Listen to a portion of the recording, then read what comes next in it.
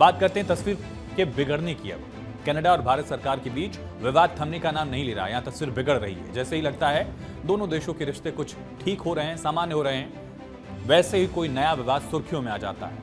अब खबर है कि कनाडा के वैंकूवर में भारतीय वाणिज्य दूतावास के अधिकारियों पर नजर रखी जा रही थी, उनकी जासूसी की जा रही थी, उनके वीडियो और ऑडियो मैसेज को टेप किया जा रहा था और गोपनीय जानकारी जुटाने की कोशिश की जा रही थी। जो भारतीय अधिकारी वाणिज्यिक दूतावास में तैनात थे, उनको लगातार इस मामले को लेकर ट्रेस किया जा रहा था। इस खबर ने एक बार फिर से कनाडा और भारत सरकार के बीच रिश्तों को तनावपूर्ण बना दिया है। दरअसल बात इसलिए सामने आ गई क्योंकि कनाडा के अधिकारियों ने ही भारतीय अधिकारियों को जानकारी दी। इसके बाद भारत सरकार ने 2 नवंबर को एक नोट ट्रूडो सरकार को भेजा और अपनी आपत्ति जताई थी कि ये राजनीतिक प्रावधानों का उल्लंघन है। जो डिप्लोमेटिक प्रोविजंस हैं उनका ये साफ तौर पर उल्लंघन है। हर कोई जानता है कि भारत और कनाडा के बीच रिश्ते बहुत ज्यादा खराब होने की कगार पर हैं। दोनों सरकारों के बीच आरोप प्रत्यारोप का दौर चलता रहा, लेकिन राज्यसभा में एक सवाल के जवाब में कीर्तिवर्धन सिंह यानी कि विदेश राज्य मंत्री, उन्होंने जो जवाब दिया वो चौंकाने वाला है।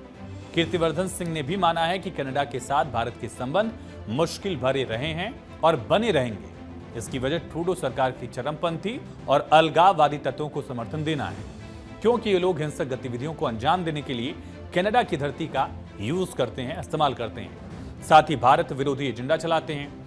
फिलहाल इस मामले को लेकर भारतीय विदेश मंत्रालय भी लगातार नजर बनाए हुए है। Second thing he highlighted was that surveillance of Indian diplomats have been happening in Canada, which he termed as unacceptable. And then third thing which he highlighted was the political space which is being given in Canada to anti-India elements.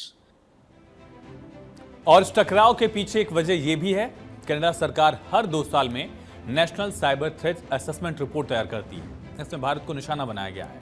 इसका मतलब यह है कि Canada मानता है कि भारत के cyber programme से उसे खतरा है। इस लिस्ट में और भी कई देश हैं, चीन है, रूस है, ईरान है, उत्तर कोरिया है और भारत को 5वें नंबर पर कनाडा ने रखा है।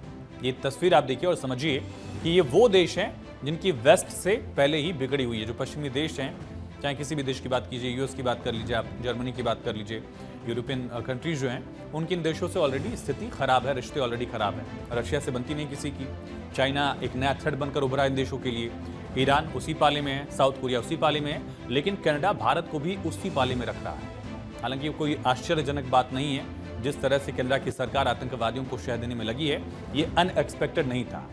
लेकिन इस विवाद का एक और कारण है, जब से कनाडा में ट्रूडो की सरकार बनी है, तब से भारत विरोधी एजेंडे को जमकर प्रोत्साहन मिल रहा है, तालियां बजाई जा रही हैं। यही वजह है कि भारत और कनाडा के बीच रिश्तों में खटास देखने को मिल रही है।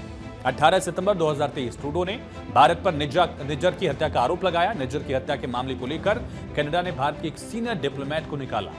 19 सितंबर 2023 भारत ने भी कनाडा के एक सीनियर डिप्लोमेट को देश से बाहर कर दिया। 20 सितंबर 2023 भारत ने कनाडा में रहने वाले अपने नागरिकों के लिए बाकायदा एडवाइजरी जारी की। भारत विरोधी एक्टिविटीज को देखते हुए भारतीय नागरिकों को कनाडा में सतर्क रहने को कह दिया।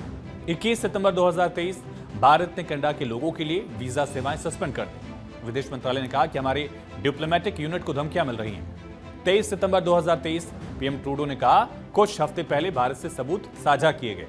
13 अक्टूबर 2024 कनाडा ने भारत को एक लेटर भेजा। हाई कमिश्नर संजय वर्मा और अन्य को डिप्लोमेट्स को मामले में संदिग्ध बताया। 14 अक्टूबर को ही भारत ने हाई कमिश्नर और अन्य डिप्लोमेट्स को वापस बुलाने का फैसला कर लिया। इससे समझा जा सकता है कि भारत और कनाडा के रिश्ते किस स्थिति में हैं, लेकिन इसके बावजूद ट्रूडो सुधरने का नाम नहीं ले रहे हैं।